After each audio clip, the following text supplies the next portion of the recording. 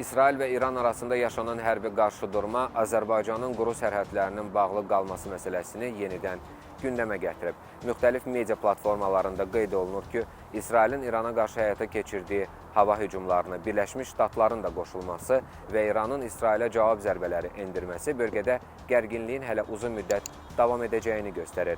Bu isə həm də qonşuluqda yerləşən Azərbaycanın milli təhlükəsizliyinə təhdidlər yaradır. Bu mənada quru sərhədlərin bağlı saxlanılması Azərbaycanın milli maraqlarının qorunması baxımından strateji əhəmiyyət kəsb edir. Bütövlükdə regionda baş verən geosiyasi təlatümlər hələ 5 il əvvəl pandemiyanın yayılması ilə bağlı qəbul edilmiş bu qərarın indiyədək qüvvədə olmasının nə qədər düşünülmüş və strateji baxımdan əsaslandırılmış olduğunu göstərdi.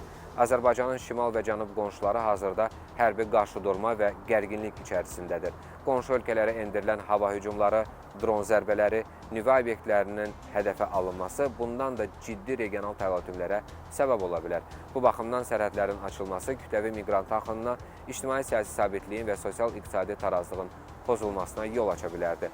Bununla yanaşı sərhədlərin bağlı olması qeyri-sabit qonşu ölkələrdən müxtəlif təxribatların, radikal qrupların və kəşfiyyat şəbəkələrinin ölkəyə sızmasının qarşısını alır, ideoloji təsir risklərini minimuma endirir. Həmçinin sərhəd bölgələrində yaşayan əhalinin təhlükəsizliyini və sosial sabitliyini təmin edir.